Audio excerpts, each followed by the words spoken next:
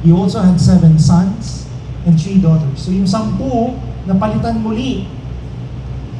And he called the name of his first Jemima, the name of the second Keziah, the name of the third Karen Hapuch. Hapuch. In all the land were found no women so beautiful as the daughters of Job, and their father gave them an inheritance among their brothers. After this, Job lived 140 years and saw his children and grandchildren for 4 generations.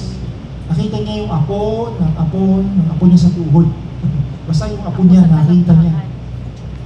So Job died old, full of days. Tignan mo lahat.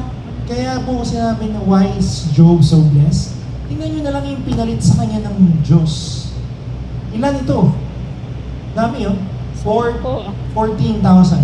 Pag kinalkin ito, hirap, 14,000 sheeps. Oh, sheeps pa lang yun. Araw-araw hindi magsasawa ka sa muton.